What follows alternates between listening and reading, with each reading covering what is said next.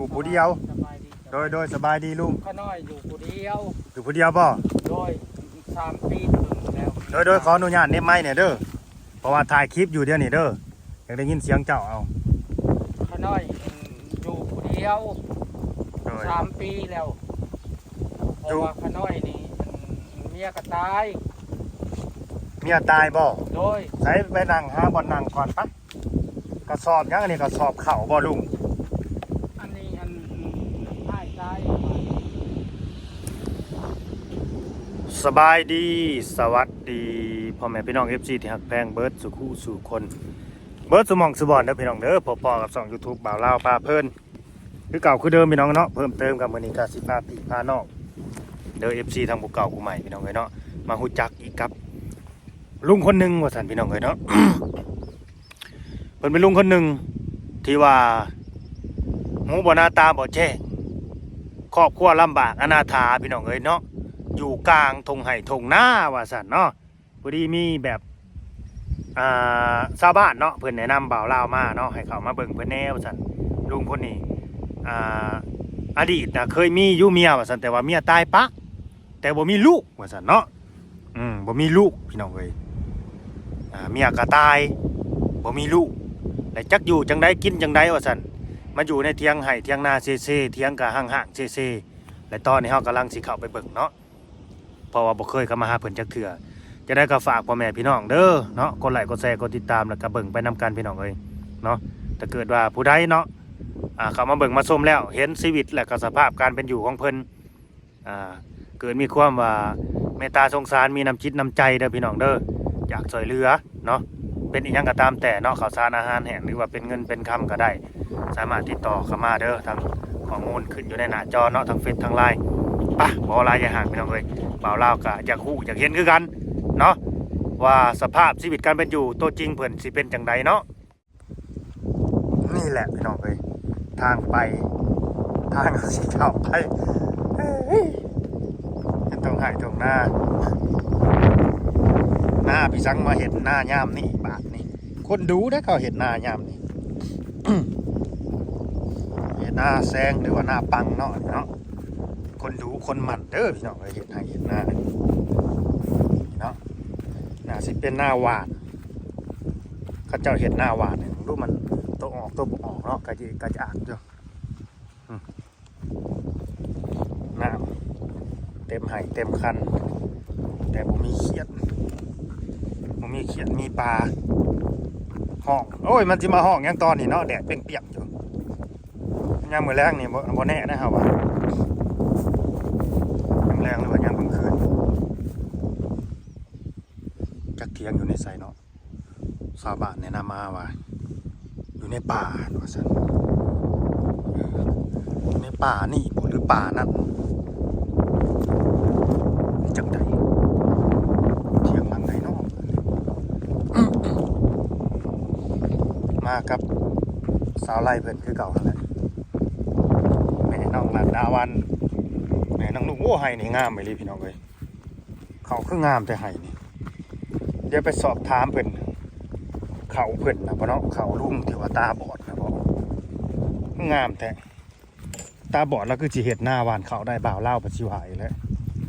โอ้ยันว่ามีคนหวานให้เราเนาะจักบอดหรือบ่บอดเลยเขาก็ยังบ่ฮู้เนาะเขางามเลยพี่น้องเลยกองะเขาหวานให้นี่คืองามแท้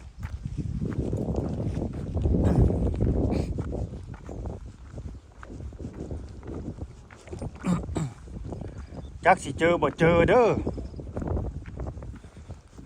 จักสิอยู่บ่อยู่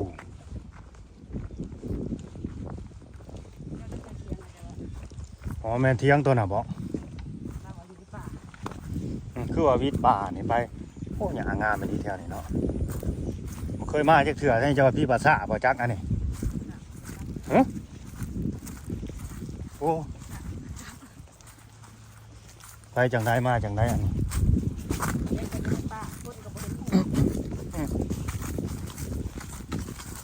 จะสิเจอเราหรือบ่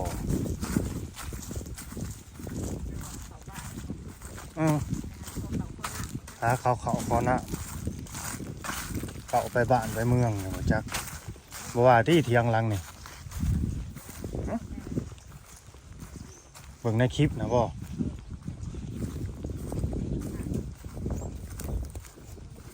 บ่แม่นว่าวิดป่าตัวนี้ว่าซั่นหรือว่าตัวนั้นผู้บ่หึ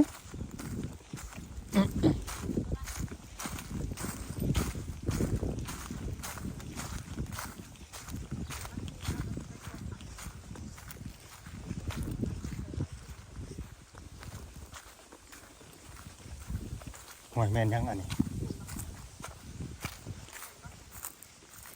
บ่หรือว่าตัวนั้นบ่เที่ยงนี่บ่เที่ยงนี่บ่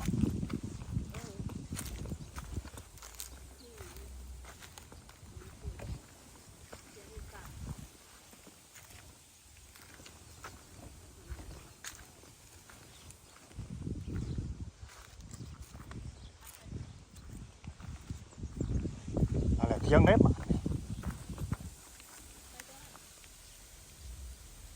ว่าที่เถียงนี่หรือเถียงนั่นบ่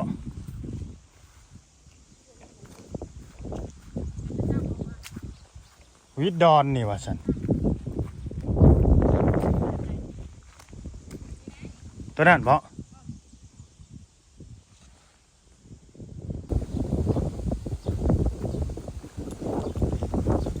แม่นบ่เถียง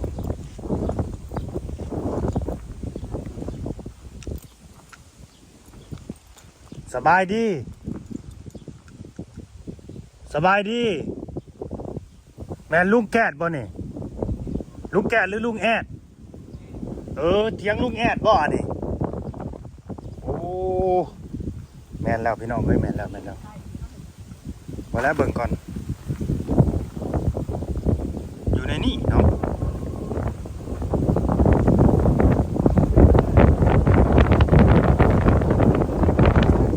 ฮะ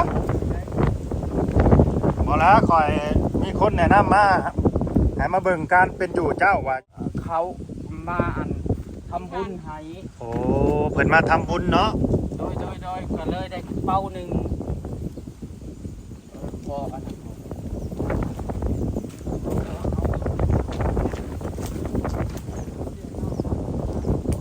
นอนพี่น้องเอ้ยมันล้มแน่เด้อพี่น้องเอ้ยล้มแน่เนาะ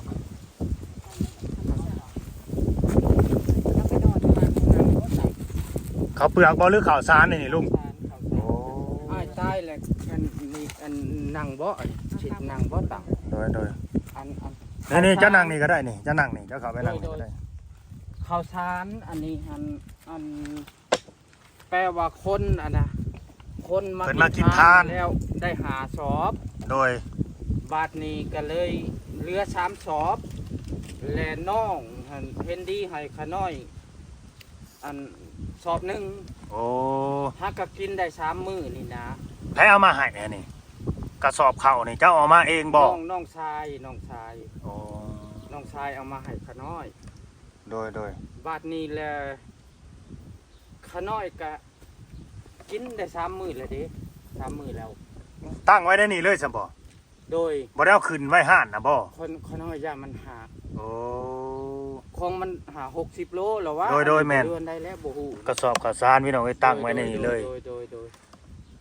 มีสอบเดียวนี่แล้ว คันเอาขึ้นนี่บ่ยานมันหักแล้วอ่ะ แต่เก่าขาน้อยแต่เก่าขาน้อย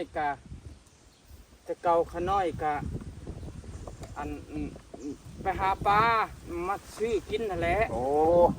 ตาปลาอยู่ใช่ลุง หาปลาน้ำเซน้ำมูนี่แหละน้ำน้องมูนี่แล้วมาซื้อกิ ได้ น บ่มื้อนี้บ่มีบ่ปลา บอกขาน้อยคายแล้วเมื่อวานนี่3 โตเขาให้50 ปลายังลุง ปลาคอนี่แล้ว โอ้ปลาคอ ปลาคอปลาคอ เบิ่ง มื้อนี้บ่ได้บ่มื้อนี้ มื้อนี้บ่ได้ไปหาบ่ ผู้ขาบ่ได้ไปเพราะว่าสิหนึ่งเข่าแล้วสะก่อนจะสิไป สรุปว่า มือแรงผู้เด็กมือแรงผู้เด็กจะสิไป ตาเจ้านี่เห็นหุงคักอยู่บ่ ขาน้อยนี่ เป็นคนอนาถาจริงอันเด้อเมียตายไปอาศัยเมียเนาะผู้ตาดีกับบ่มีเพิ่นตายแล้ว3 ปี10ก็ฮอด4 ปีแล้วขน้อยหากินถูกมาอยู่นี่ไปหาขอเข้าทั่วบ้านทั่วเมือง โอ้ เมียไผผอกไผผ้าเพิ่นกระทานลุงแอดเพิ่นว่าเขาค่อยให้นี่เจ้าก็บ่ให้ไปขายขน้อยบ่ขายขน้อยบ่มีขน้อยสิกินเงินคอยให้60,000นี่ก็เจ้าก็จะไปซื้อเหล้ากินขน้อยบ่ได้ขน้อยบ่ได้ขน้อยบ่ได้กินเหล้าเราลูกยืนจึกโลด โดย โอ้แม่นบ่เราอ่ะขน้อยแล้วว่าแม่นขน้อยถือศีลในใจนี่แล้วเพราะว่าตัวเองกะคนอนาถาสุดแล้วว่าที่หนึ่งเขากินนี่ได้ยินเสียงปากคนเลยขน้อยก็เลยมา โอ้ คือเห็นทานนี่ก็พ่อโมมูสำนึง เห็นอยู่บ่รูปร่างใบหน้าเห็นอยู่บ่ บ่ บ่เห็นเนาะ พ่อแต่จึงพึ่งสำนึง โอ้ อันจักไม่ยั้งอันดำๆดิมๆอันนี้ขน้อยกะพ่อหูจักขน้อยเป็นคนแสงตาฉันมาแต่กำเนิด โดย ตะกี้ขน้อยก็ใส่แว่น8 ปีแล้วบ่ได้ใส่แว่นมันหักมันแตกมันหักมันอันนั้นแล้วขน้อยก็เลยอยู่บาด หน้านี่หน้าไผสะลูกหน้าแซงนี่ หน้าอันนี้หน้าอ้ายน้อง โอ้เจ้าเผาหน้าให้เขาบ่หรือว่าจังใดเดียวนี้ ขน้อยมาอยู่ในหน้าเขาแล้ว อ๋อที่อยู่นี่บ่แม่นหน้าของเจ้าดินเจ้าบ่ บ่ อ้าว ดินอ้ายน้อง ดินไอ้น้อง โดยขน้อยบ่ได้มีพูด ไอ้น้องนี่พ่อแม่เดียวกันบ่ลุง โดยผู้แม่เดียวกันแหล้ว เพิ่นบ่ได้แบ่งให้บ่หรือว่าแบ่งปันกันแล้วบ่พ่อแม่เพิ่นแบ่งให้หน้าโคก โดยขน้อยกาเป็นนี่เป็นซีนนี่แหละแต่ตะกี้เห็นหุ่นเด็กก็เลยคายไปใส่หนีเขาอะนะเท่านั้นแหละ อ๋อ แล้วก็มาอยู่หน้าน้องหน้าอ้ายปู่ละเสียหันแหล้วข้าน้อยก็อยู่ในนี่แหละแต่เมียตายมานี่3 ปีกับ10 เดือนแล้ว กลางคืนนอนในไสนี่ ในนี่แล้ว อ๋อบ่หนาว แต่ บ่ กี้ข้าน้อยบ่มีพอห่มตู้พอดีป้าเพชรสมัยนี้ค่ะพามาให้แผ่นหนึงข้าน้อยก็ได้ตุ้มมาแล้ว ผากมาแต่ไส บ่ฮู้ว่าเป็นมาแต่ไสได้ยินแต่ว่ามาแต่สหรัฐ ซื้อเพชรสมัย โดย เนาะคือชื่อคุ้นๆแท้เพชรสมั ป้าย เพชรสมัย โดยผากแต่ผ้าห่มมาบ่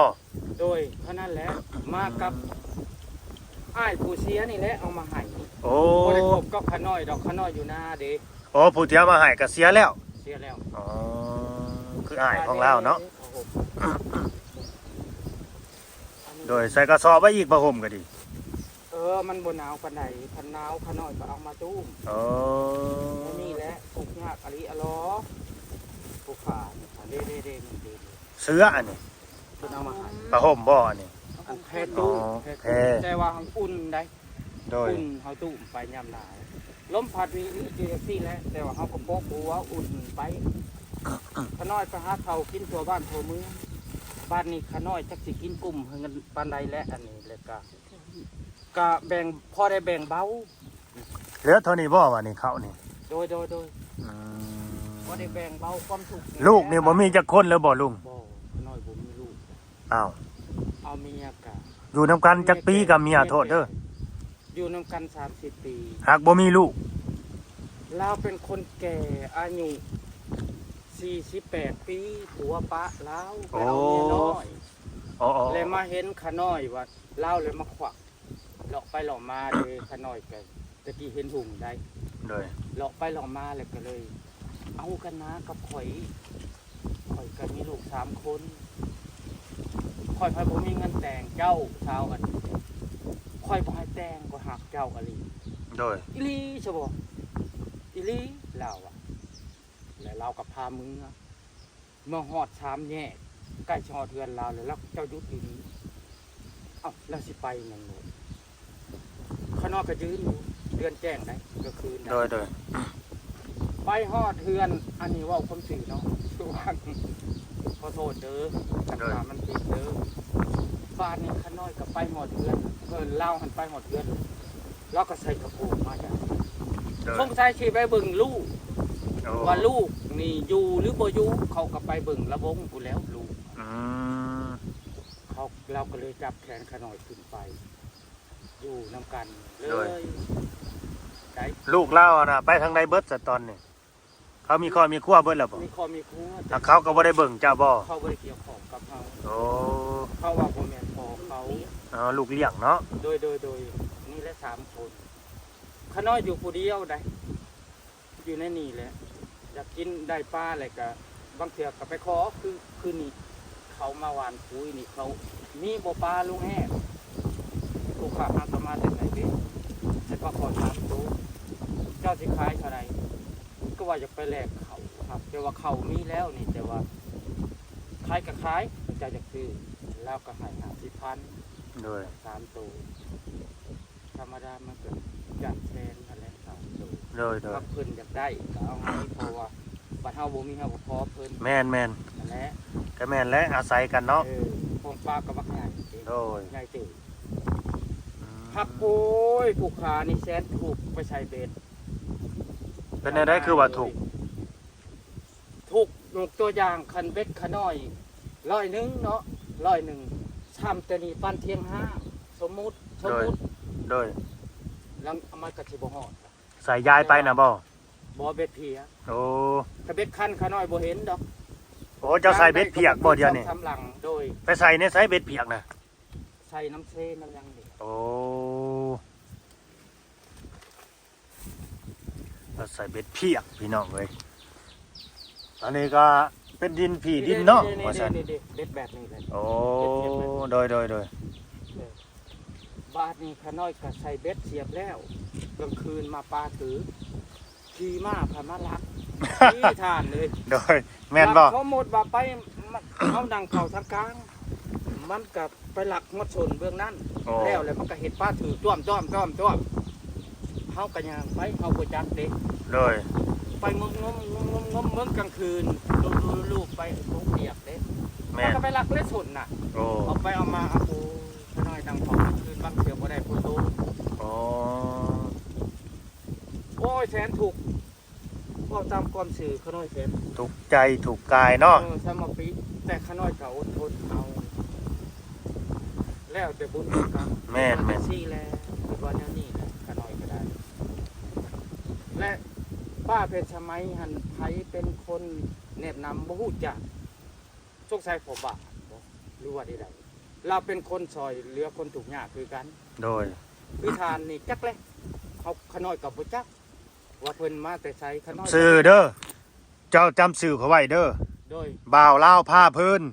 เอ่อ จำสื่อไว้โลด โดย เจ้าฮู้จักบ่บ่าวลาวผ้าเพิ่นว่า ข สิ น้อยบ่จัก บ่แล้วคันมีคนมาถามว่าไผเข้ามาหาเจ้า ถ้าเกิดว่ามีแบบการช่วยเหลือหนนะจากผู้หลักผู้ใหญ่เพิ่นแล้วก็เข้ามาช่วยเหลือเจ้าว่าไผที่เข้ามาช่วยเหลือบ่าวลาวผ้าเพิ่นว่าสิเป็นยูทูบเบอร์ โดย สายบุญช่องหนึง ยูทูบเบอร์ก็อยู่เซโน โดยสาธุ ก็อยู่เซโน แต่กี้แต่เมียขน้อยยังบ่ได้ตาย บ้านก็อยู่ดงบักแงว โดย แต่ขน้อยยังบ่ได้เมียขน้อยยังบ่ได้ตายกะชาวบุญได้มาสอน แม่นบ่ โดย โอ้ เล่าเขามาให้เป้าหนึ่งเอาเงินให้เทื่อละแสน อ๋อ และมีมือหนึ่งในเรามาบาทนี่ขน้อยบ่ได้อยู่ขน้อยเบิดเขากินเด้ขน้อยก็ไปมีเมียก็ถูกแล้วก็เมียอยู่เล่าเลยบ่มาเราจะมีเครียดตรงนี้บ่เราบ่ให้ไปหากินบัดยามข่อยมาข่อยจะสิมาบัดบ่เฮาบ่มีเด้ แม่น เฮาก็ไป ถ้าบ่มีเขาก็จำเป็นต้องไปเนาะ จะ แล้วเจ้าก็แบบว่าบ่มีโทรศัพท์บ่พอเขาโทรนัดโทรหมายไว้ บ่มีได้ อ๋อบ่มีเนาะ ขน้อย คนอนาถาสูตรว่าต้องกลมสื่อ ลุงแอดเนาะ ขน้อยก็อยากได้เมียอยู่ไปหาลมทั่วบ้านนั่นบ่มีไผอยากได้อีกได้ แม่นแล้วเฮา บ่มีผู้หญิงคนใดอยากได้ขน้อยได้ ตอนนี้บ่ โดย อ๋อ ตอนนี้แล้ว อ๋อ ขั้นตอนพุ่นคงเห็นหุ่งอยู่ขน้อยมีแว่นตา อันนี้ขน้อยบ่มีแว่นตา คือคู่มือนี่มีแว่นตาขน้อยสิเห็นบ่จัก เด้อนั่นนี่เด้อไอ้ แว่ เฮาน ตาขาน้อยพังขาน้อย โดย แว่นตาขาน้อยความหนามัน1,500เด้อกะเลและถือว่าเห็นและหน้าฐานอาจสิเห็นฮอดอันที่แมงวันฐานพุ่นแล้ว ต้องใส่แว่นบ่จังเห็นเดี๋ยวนี้ โดย อ๋อน้ำกินนี่ไปกินอยู่ไสนี่ลุง น้ำเถื่อขาน้อยก็ไปหาเอาแต่บางเถื่อก็มีเคินอย่าง คือว่าแล้วน้ำอาบเฮาอาบเท่านี้ก็ได้เนาะน้ำคลองน้ำหยังน้ำเซ่เนาะนี่ อาจารย์น้ำเซ่พวก โอ้ เกษตร โดย มื้อนี้ก็ว่าสิไปอยู่มื้อนี้ก็ว่าสิไปอยู่ สีดังไผเฮ็ดกินหยังบัดนี่ สิจะไผหนึงเขาคือว่า มีหยังกินกับหยังบัดนี่มีหยังกินมีปลาบ่หรือว่าสิกินกับหยังดังไผหนึ่งเขาวแล้ว ข้าน้อยคือมังโมมาหน่อย โอ้กินข้าวกับมังโม่น่ะบ่ โดย โทษเด้อลูกปัจจุบันนี่อายุจักปีแหละ อายุ60เกิดพศ63เลยอายุ63เต็ม64เข้ามา โดยเคยมีเมียจักคนลุงขออนุญาตถาม เคยมีเมีย2คน แล้วบ่มีลูกจักคนเลยบ่ลูกของเจ้ากับเมียนี่บ่ บ่ลูกตัวก่อนครับเมียตัวก่อนเขาก็เสียบ่แม่นเสียย้อนขาน้อยได้ เขาเสียอันย้อนมันหนีแต่กันแล้ว โดยและลูกน่ะมีนํกันจักคน ผู้หนึงเขาก็บ่ได้มาเกี่ยวข้อง อ้าวคือบ่เกี่ยวข้องลูกกับลูกเจ้า บ่ได้ของป้าแม่เขา โอ้ เพราะว่าขาน้อยก็บ่แม่นขาน้อยป้าดอกขาน้อยบ่กุ้มเขาเลยพ่อแม่เขาเลยโอ้ยเซาลูกอย่าเราบ่กุ้มเพราะว่าขาน้อยตอนน่ะเป็นวัยรุ่นเลยอายุ19ปียังบ่เพิ่งขึ้นเพิ่งจาหยัง แม่นยังอยากเล่นอยากกิน โดยเรื่องความหักนี่เต็มร้อยขาน้อยหักเราอหลีคือเมียผู้ตายนี่ขาน้อยบ่ได้หักเราได้ อ้าว แต่เราหัก บ่ฮักคืออยู่นํกันได้ฮอด20-30 ปี แต่เราหักขาน้อยอยู่น้ำคนหักขาน้อย อ่า เพราะว่าเราหักขาน้อย โดย ขาน้อยกับชิดนี้ลีกนี้ยุ่งเกี่ยวลายหักกันมา2-3 เดือนนี้เราก็นังนำก็เลยคิดว่าเอาเมียเข้าหักเฮาลงพุ่นก็ดีอหลี อ๋อความหมายเพิ่นเนาะอยู่นํคนที่เขาหักเฮา บ่ได้ให้แต่งอะไรน้องเขาให้แต่งหั่นแหล้ว แต่เฮาบ่ได้ แต่เราก็บ่ให้แต่งอะไร โดย เราก็ไปเว้าใส่ใส่น้องว่าเราค่อยมักเราบ่แต่งก็บ่แต่งและเขาก็จำเป็นปลูกน้องปลูกบางคนเขามีเด้เขาจำเป็นซื้อวัวงวงวัวควายมาจำเอที่ถ้าเด้ โดย ก็เลยแล้วก็เลยขาน้อยก็อยู่น้ำเท้า30 ปีย้อนเขาหักขาน้อยเว่าตามสื่อบ่ได้หักเขาได้ โดยอยู่นํความดีเขาแล้วเขาหักเฮาเนาะ โดย เห็นเขาดีแล้วก็เลยอยู่มาเบิ่งลูกก็ดี โดย เขาดีนำเฮาสิ่งความดีของเขานี่ก็บ่ได้เฮ็ดให้จิตใจเฮานี่ว่าหักเขาตอกบ่ลุงแน่นี่แบบนี่ตัวสงสารเขา ได้10 ปีไปพี่ขาน้อยจังคือเด่นความดีเขาจังหักเขา โอ้ หักเขาเต็มร้อยและบาทนี่อีก20 ปีมาเขาก็เสียชีวิตขาน้อยก็ทำบุญให้1 ปี โดย หาปูหาปลาได้ก็ไปใส่บาตรวัดใหญ่นี่แล้ว เพราะว่าเล่านี่สิมาจึงพึ่งใส่เด้ ว้าย กลางคืน โดย ห่างจากทานนี่แหละหรือซ้ำทานนี่แหละขาน้อยก็เลยกว่าปานวนเจ้าจะเฮ็ดจังซี่ถึงข่อยสิเป็นคนบ่ย่านผี แต่ก็วันในใจข่อยอยู่ เจ้าจะเฮ็ดจังซี่ เจ้าตายเป็นผีนี้เป็นเพิ่นแล้ว โดย ข่อยก็ทำบุญให้เจ้าอยู่ และบาดนี้ต่อมามีเทวดามาหลินน้ำเทวดาก็จนอิดูตนฐานเลย โดย อันนี้มันเหลือเสือได้ เป็น แต่ แน่ ว่าต้องเว้าสู่พัง โดยเอาเว้ามาลุงเป็น บา แน่ ด ใด นี้แหละก็เมียตายได้6 เดือน โดย ต่อมามีเทวดาองค์หนึ่งมา ประมาณบ่ายหนึ่ง บ่ายกลางคืนเนาะ โดย เดือนแจ้งงาม โดย ประมาณออกไม่14 ค โอ้ไก่สิวันชินเนาะ ำโดย สินไก่สิสินเพ่ง ขน้อยกำลังพิงไทยอยู่ได้คิดว่าสิเอาตัวรอดแบบใดเมียก็ตายปะ ลูกก็บ่มี ตาก็บ่เห็นหุงหน้าก็บ่ได้เฮ็ด โดย ขน้อยนั่งคิดอยู่หั่นแล้วเสียดได้น้อบะนี่บ่จักแนวสิคือกะขาน้อยก็นั่งอยู่กับผู้ดีมีคนผู้หนึ่งอย่างมาสบายดีเรา โดย มาฮอดได้ มาก็สบายดีอีก สบายดีเราอะสิได้ โดย เอ้าขาน้อยก็เลยว่าสบายดีคือกันแหละเอ้าทานเจ้าสิไปใช้อันนี้อ้าวข่อยสิเป็นเทวดามาลินนำเจ้า เพิ่นเว้าแน่นี่เลย เพิ่นเว้าแน่นี่แหล้ว โอ้บอกว่าเป็นเทวดาเลย แม่นบ่เทวดาอันนี้แม่นเราอ่ะแม่นนะมีนะเทวดาห่วยแม่นมีแล้วเราบ่น่าเชื่อได้อันนี้ แม่นเป็นเรื่องความเชื่อค ส่ว วาน ม บุค จริ ค ง ลเด้อ ความจริงถึงบ่เชื่อก็ให้คิดว่าความจริง โดย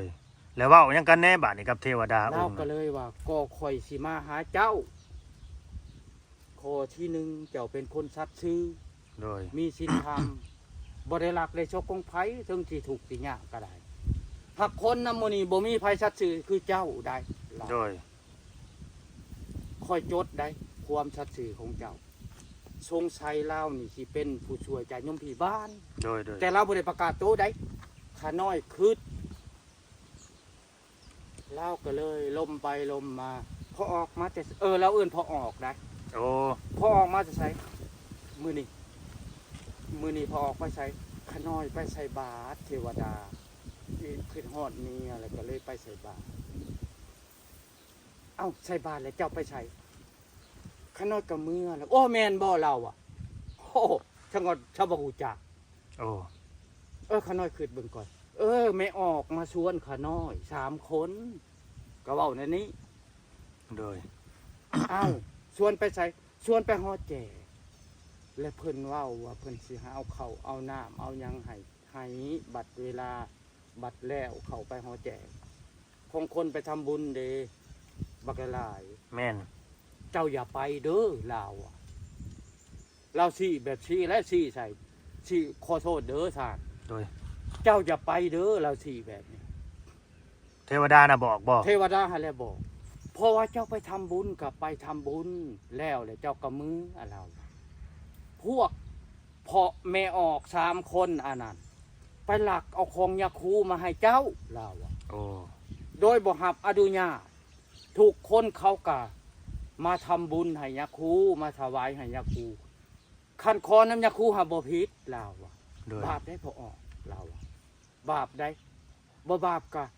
บุญนี่ลุดครึ่งหนึงเราอะบ่ได้บุญเมิดได้เราอะ โดย โดย ห้านกงไม้หาเสาหมดแล้วก็สิใช้กงไม้ได้เขานอกกระแนมเบิ่งห้านเดือนหาเบิ่งดูพอออกเดือนน่ะจนมันบ่จักมีแสงเห็นบ่มันเฉาพุ่นน่ะแม่นบ่อยากคู่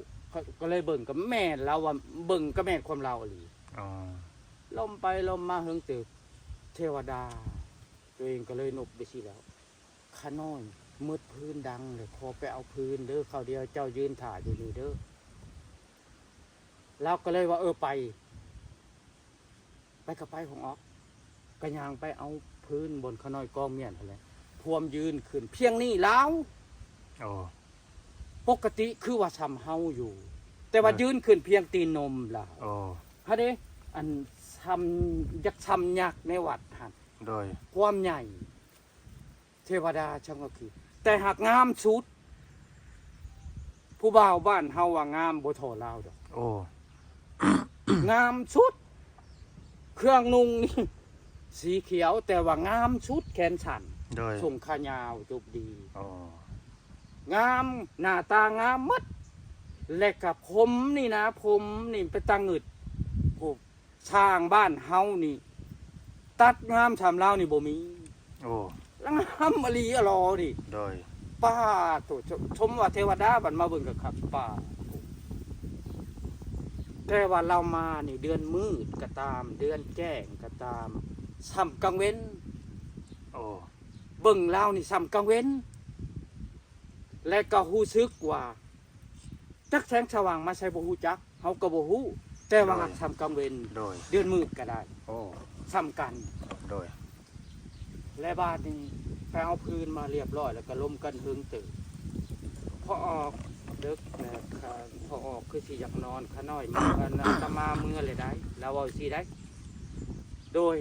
เมื่อกับเมื่อแล้วเว้าเอิ้นอาตมแล้วเว้าอาตมาแล้ว โดย แล้วก็ย่างคลองชามเก่าให้วับ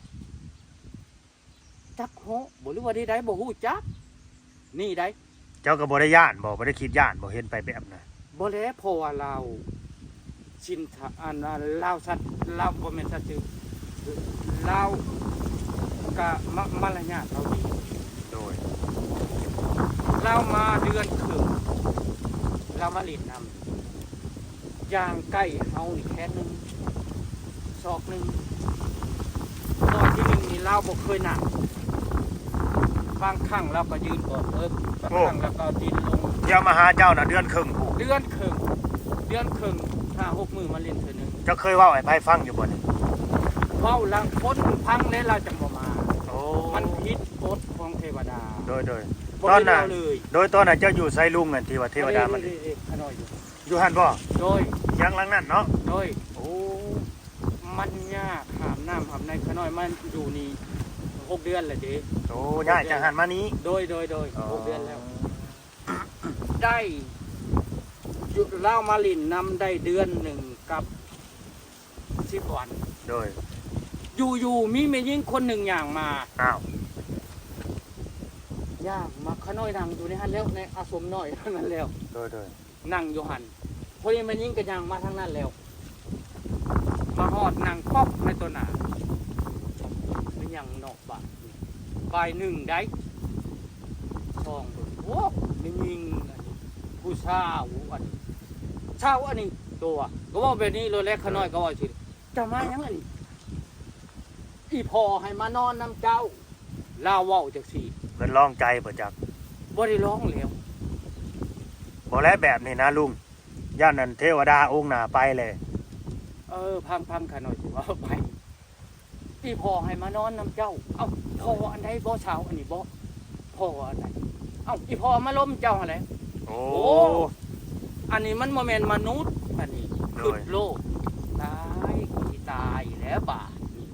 นี่ได้เหตุผลมันได้ โดย กูสิตายแล้วพอกับมาล้มลูกกับสิว่าสิมานอนนำตายสัพพัดเว้าจังซี่อันนี้เราก็งวกไปทางอื่นเราบ่เลี้ยวของเจ้าได้งวกไปงวกรอบข้างว่ามันสงบหรือบ่นี่แล้วว่าเบิ่งชงนะ โดย ก็บ่ก็สงบแท้เพราะว่ามัน2 โมงแล้วหลุดท้ายอันแจ้งกอกเมืองชนนี่จนงี้ โดย ได้บ่มีรถเที่ยวคนนอนหมดแล้ว แม่นมันดึกแล้วก็นอนแล้วเนาะ บ่าย 1บ่าย 2แหละเราก็แนมเบิ่งหอบไปหมดเรียบร้อยแล้วก็อวยมา แก้เครื่องโทษเพื่อประวัติแนวนี้ขน้อยนุ่งทรงกะสันเสือแขนสันขน้อยก็นั่งคืดอยู่สิเอาได้ไดชาวเว้าจังซี่ หักตอนน่ะบ่ได้กินเหล้าบ่ได้เมาเหล้าบ่ลุง ขน้อยบ่เคยกินเหล้า โอ้ แต่เนี่ยตาย ยาร้อนเหล้า ตายขน้อยบ่ได้กินเหล้าสิ่งที่ขน้อยกินคือสูบยานี่แหละทานเด้อ ตัวนี้ขาดบ่ได้เนาะ เพราะว่าติดมาแต่เป็นบาถ้าเฮาสิบ่ ยาสูบยาซองนี่บ่ โดยถ้าเฮาสิบ่สูบน้ำเขาผัดมันระบบบ่จะเข้ากันกับเขามาแล้วหมู่กองปัดสูบยาขน้อยก็จะเป็นได้สูบ อ้าวคันเว้าได้น่ะหมูกินเหล้าได้ซะสิไปเข้ากับหมูได้บ่ซะหมูกองกินเหล้า บ่กินน้ำหมู่ เขาอยู่ตอนนั้นกิน อ๋อ แต่บาทระยะ30 ปีมานี่ขน้อยบ่ได้กินบ่ได้เกี่ยว โดยคือเจ้าอยู่นี่บ่ได้มีหมู่มีขู่มาเล่นนํบ่บ่ลุง บ่ หมู่พวกบ่มีเนาะเอาเราต่อลุงสรุปได้กันบอกกับเทวดาน่ะ บ่แล้วบ่ทันสรุปเราก็เลยแก้เครื่องแล้วบอกไปสิ โอ้ ปีหน้ามา ตัวเองก็ยังนั่งคืดว่ามันสักว่าแน่นี่เด้ว่าบาดก็คืดว่ากูนี่สิตายแล้วพ่อก็มาลมลูกสาวก็มาสิมานอนนำเบิ่งคักกระชุดงาม งามบ่ผู้สาวน่ะ โดยผู้สาวบ้านเฮานี่บ่ทอเล่าดอก โอ้ หักท่อแต่ว่านุ่งสินมาเลเซียสีมนขาวแก้มแดงถ้าเฮาเบิ่งนี่สีมนคันทาคนบทใจบทเถียงเลยก็เชื่อเอิ้นขึ้นห้องเหลือไปว่าผีเหรอก็สิว่าฉันแล้ว โอ้ แต่ขน้อยบ่ปกติ เพราะว่าขน้อยเคย เคยผีหลอกแล้วก็เคยเห็นเทวดา โดย เทวดานี่แล้วตะกี้ก็บ่เคยแล้วฮะก็เมียตายมานี่แล้วอันเล่าชูพังนี่แล้ว โดย ปกติเขาน้อยก็บ่เคยดอกคือว่าจักสิมีบ่มีเทวดาตัวจริงมีแล้ว แม่ มี น จริงทาน เทวดานี่มีจริงเนาะ โดยมีจริงขอยืนยัน โดย บ้านนี้แล้วก็เลยแก้ให้แก้เครื่องก็เลย แก้เครื่องเว้าอีกบาทสองอ่ะแก้ก็เลยแก้อ๋อขออนุญาตเด้อ โดย เพราะว่าเล่าความจริงเด้แก้ส่งคันชันออกแก้เสือแก้นชันออกยังแต่สลิปขน้อยก็มานั่งคัตตมาธิสมาธิและบาท โดย พิจารณาเบิ่งได้บาทนี่เอ้าเรื่องนี้มันสิเป็นอะไรก็บ่ฮู้จักเป็นตายลายดีจังได๋กันเอ้าอย่างชุดสมาธิอย่างชุดได้นั่งพิจารณาอยู่แล้วกับลูกยืนจึ๊กขึ้น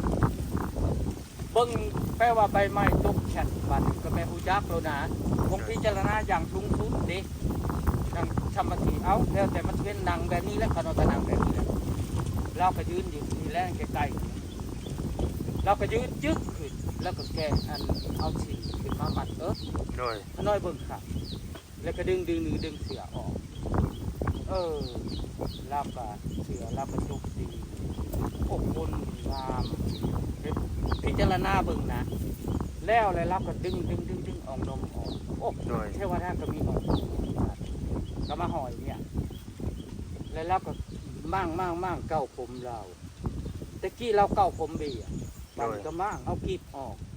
เทวดาก็มีกีบคือกันแล้วก็เก้าผมถึง ก็ผมขึ้นเนาะ เก้าผมถึง โดย ม่างผมเบี่ยงนี่นะมาเก้าผม โอ้ ถึงและก็แก้สลีปเทวดาก็มีสลีปขึ้นผู้เดียวนะสินมัดยังแต่สินมัดกระย่างย่วยเข้ามาก็นั่งป๊อกในตอนหน้านี่รู้แล้ว โดย แล้วก็แนมเบิ่ง เงาเลยเด้อพี่น้องไอ้คิด แนมเบิ่ง2 บาท แล้วก็ขอโทษนำเด้อ โดยเอาเราไปลุง แล้วก็ดีขาไป2 ขามาเต็งขน้อยนั่งคาตมาด โอ้ แล้วก็ยับมาจากสีกระเดขามา2 ขาเลยก็มาเต็งบอนขน้อยคาตมาดอยู่บ่อยแต่เราเต็งทานสลัมไปสัมพันธ์ป้าตัวจักรวาลเป็นอย่างซี่ถึงที่สมาธิสูงจากใดกระยา โดย ในมนุษย์นี่ ขน้อยชงชัยเทวดานี่มีภัยในโต บ่ ก็เชื่อสันเอ้าเจ้าเหาะได้เลยก็หายตัวได้เฮ็ดหยังก็ได้เลยก็อันแปลว่าสร้างบ้านสร้างเรือนในอากาศก็ได้ แม่น นิรมิตอากาศมันยังได้หมดเด้สงสัยสิมีภัยกับหลีดแกมกัน โดย ได้ทานเขาน้อยพิจารณาแล้วสลัมไปสัมพันธ์หักแต่สัมพันธ์อีหลีบ่แม่นสัมพันธ์โมๆอะไรกามนุษย์เฮาก็สิรู้จักว่าพันธ์อีหลีแนวใดพันธ์โมๆคืออีหลีนี่แหล้ว แม่นก็คือแบบนาสิจิตนั่นแหละเป็นจิตว่าซั่นซะ โดย คล้ายๆว่าถอด และ จิต ลาวก็เป็นคนนอนนำเองลาวได้เราเป็นคนนอนนำเองลาวได้และลาวก็ซีนอีก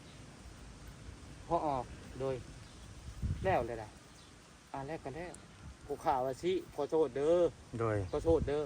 แล้วก็ถอดออกหายวับอันความมันความหยังความสลัมไปหนนะกันไผบ่จักว่าสลัมสลบเอ้าบ่จักว่าสลัมกับสลบขน้อยบ่จะฮู้มือมักกับคู่ชึกจักสิอยู่เอ้าจักอุ้มหยังแล้วบ่ฮู้จักเพิ่นอุ้มก็สิแม่นอุ้มแล้วหั่นล่ะวะ โดย จักสิอยู่แล้วก็นั่งอยู่หั่นแล้วก็เตรียมเครื่องเตรียมของเรียบร้อยแล้วก็นางเข้ามาใกล้อาตมาเมื่อได้พอโดยเมื่อดีอย่าง239คือพออะไรให้วับ โอ้เว้าอาตมาคือกันอีก คือกันบาทนี้เลยเล่าก็ ได้3 มื้อก็ละมาอีก โดยเป็นเรื่องความเสื่อส่วนบุคคลเด้อ เล่ามาอีกเล่ามาเลยขาน้อยก็คือเก่าหันเล่าหันแหล้วขาน้อยบ่เคยได้นอนนำลำแต่เล่านอนนำขาน้อย อืม และได้เดือนหนึ่งต่อมาได้ โดยเที่ยวมาหานี่บ่ ประมาณเวลามาเที่ยวมาหานี่ได้เดือนหนึ่งสิประมาณ8 เถื่อ ผู้เป็นพ่อนี่เดือนครึ่งแม่นบ่หรือว่าร่วมกันทั้งพ่อทั้งลูก ช่องผมบ่ไปขอมาคือเก่าแต่เราหักบ่ได้เว้าว่าเห็นบ่ลูกสาวข่อยยันสิบ่ โอ้ เราบ่ได้เว้าสรุปลูกสาวเทวดามาหาขน้อยข้อที่หนึ่งได้นอนได้หยังแล้วข้อที่หนึ่งบ่มีกิน โดยบ่ได้กินอีก บ่ บ่มีกินหอมผู้แสกผู้สาวอีก บ่ โอ้ ธรรมดาหาผู้หญิงของผู้หญิงเฮามีกิน โดยจะกินดอกหมอกดอกไม้เด้กับแป้งน้ำหอมกับบ่มี เขามีกินอันนี้บ่ปกติบ่ได้เป็นแนวนั้นบาทสิแล้วบ่มาได้บาทนี่นอนอยู่ในเปกับน้องเคยปกติสิบ่เคยเว้าให้ไผฟัง โดย พิษเด้ออันเว้านี่พิษใดๆเอาพิษกฎของเทวดาเจ้ามาพัวพันกับมนุษย์หายทั้งพ่อทั้งลูก โอ้ทั้งกับอิ เฮา ฐ บ่จักกระเดียว เนาะ ว่าสิตายพอบ่จอยลมกระตอนเพลนขึ้นมาไปเกี่ยวเข่าซอยเพิ่นขึ้นมา ก็เลยล้มว่าญาติเจ้าของตายนี่เนาะ ทุกข์ใจอยากตัวเองตาย โดยก็เลย นี่น่ะ เลยเว่าให้คนฟัง นี่สิตายเลยนะ อืม เว้าจังซี่ โดย เอาได้จังว่าสิตายเอาเทวดามาเลย ว่าเรามาเว่าพื้นเทวดามาหา ลูก ฟัง สาวกับผัดมานอนนำพ่อกับผัดมาลมแม่นบ่ลุงห้อยแม่นแล้วอีหลีบ่ลุงห้อยอีหลีหั้นแล้ว โด ตัวย จริงค่อยจักสิม่มตีนี่หรือบ่ค่อยต้องตายมันเป็นหนึ่ง โดย หักตกใจแล้วเพราะว่าเมียก็หากก็ตายผัวก็สิตายต่ออีกโอ้ยแล้ว เบิ่งไปนำกันยาวๆหั่นแหละ แต่คันแต่นั่นมาบ่เคยเห็นเทวดามาเลย อ๋อ แต่เฮาเว้าจังซั่นน่ะนะโอ้พิษบักใหญ่ เทวดาก็ บ่เห็นยังก็บ่เห็นเลย บ่ลุง โดย เทวดานี่เจ้าว่าเจ้าที่เจ้าทานนี่บ่จัก ขาน้อยบ่ฮู้ แม่นยันเพิ่นเจ้าที่ แต่ เจ้าทาน ฮู้จักบ่เพิ่นบ่มาแล้วขาน้อยจึงเว้าให้หมู่ให้ครูพังหลายขู่หลายคน อ๋อ นะ โดย เท่ากูมือนี้เรามา แต่พุ่นมาพี่นี่3 ปีปลายแล้ว โอ้ที่ผ่านมานี่ได้ ตายขาน้อยตายแล้ว 3 ปีปลายผ่านมาแหละเนาะ โดยปี2022 โอ้เทวดามาหาน่ะปี2022 โดย นี่ก็26เลยเนาะ โดย 2 นี่แหละนี่แหละ 4 ปี3 ปีปลาย เออ เนาะ 3 ปีปลายแล้ว เป็นอันว่า โอ้ บ่เห็นเพิ่นได้ยินแต่เสียง คือปีแล้วนี่ขาน้อยใส่เบ็ดนี่อ้าวบักหาสูงมาหลักยามเบ็ดกูถูกจิตายกูคนอนาถากูยังบ่หลักแต่ทันทีเทวดาเพิ่นก็ยืนอยู่อากาศพอได้ยินอยู่เสียงลาว โดย พอออกอย่าไปเว้าจังซี่ทำบุญพอออกทำบุญทำอ้าวท่านเทวดาปฏิทำบุญก็เสียงอันเก่าเล่าหั่นแหล้ว โดย จื่อเสียงอันเก่า เสียงเฮาว่ามวนก็ยังบ่ทอเล่าดอกแบบคันเทียบแล้วกัน แบบเฮาไปร้องกับนักร้อง โดย นักร้องเขาก็ม่วน เฮาก็บ่ม่วนคือเขา เรานี่ แหละ คนมีบุญเด้ นี่แล้ว บ้านนี่ก็เลยลาวห้องมาใส่แล้วก็2-3เถื่อลาวห้องมาใส่ทานเทวดาขน้อยได้เว้าได้ลุงบอกเพราะว่าห้องมาใส่ทางยิงทางซ้ายเด้ โดย ถ้ามาพ่อมคนขี่หลักตายจะมาเป็นแนวนี้ขน้อยพัดได้สิได้มัน มันยาวเลยพี่น้อง ขน้อยพัดได้สิได้เงินป้าไปขอเข่าวกิน โดย เว้าไปสิแหละมีดได้ลาว